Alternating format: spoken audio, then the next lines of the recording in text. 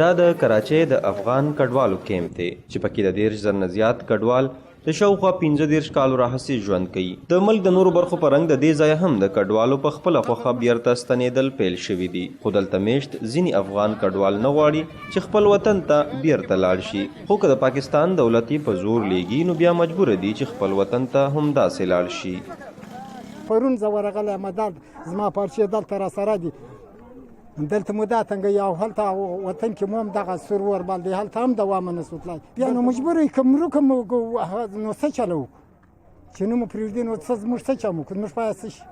پاکستان چې موږ پرېږدي نو خو بیا موږ چېرته لاړ شو؟ یا پاکستان کې موږ په سمندر کې اچوي یا موږ بندوبست وکړو چې موږ هلته ځایونه جوړ کړو موږ لاړ شو. اوس موږ نه وطن کې ځای لرو نه دلته نه پرېږدي، هلته جګړه شروع دي، بیا موږ چېرته لاړ شو؟ خبره دا ده چې موږ لکه دلته د دې ځای لکه دې ملک بچي غټ شوي موږ د دې ملک لکه حساب کتاب موږ ته پته شته چې دلته وګرځېږو لکه کار روزګار وکړو یو مزدوري وکړو، نو هلته چې یو سړی په پټو سترګو بوځي زما اوس دلته څه فرق کېږي.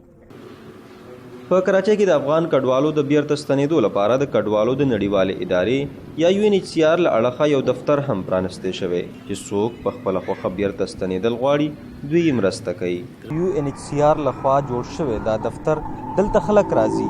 په رضاکارانه یا په خپله خوښه باندې تلونکي چې څومره هم خلک دي د هغوی باقاعده دلته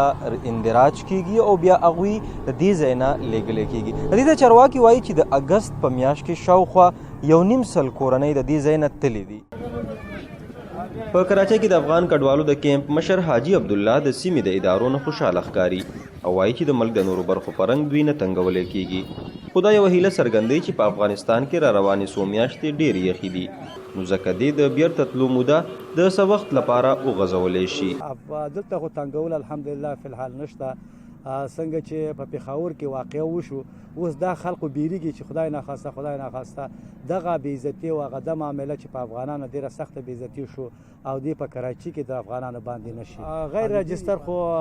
یعنی تقریبا په دغه 2-3 میاشتې کې 3.5 زره کسان ولاړه، یعنی زه چې ماته معلومات شته، او بغیر رجسټر 1200 یا 1400 کسان تللی، او بیا خو ټوله هر ورځ د دفترو تقریبا 5 فامیلي 3 فامیلي 4 فامیلي ورځې تله. که څه هم دلته میشت کډوال لا بیرته ستنېدل نه غواړي، خو د پاکستان د بېلابېلو برخو په شمول د کراچۍ نه د افغان کډوالو په خپله رضا تګ پیل شوی او حکومت هم اعلان کړی چې د روان کال د دسمبر د میاشتې د 11 نیټې پورې به افغان کډوال بیرته خپل وطن ته لیږلی کیږي. محمد عمران، مشال ریډیو،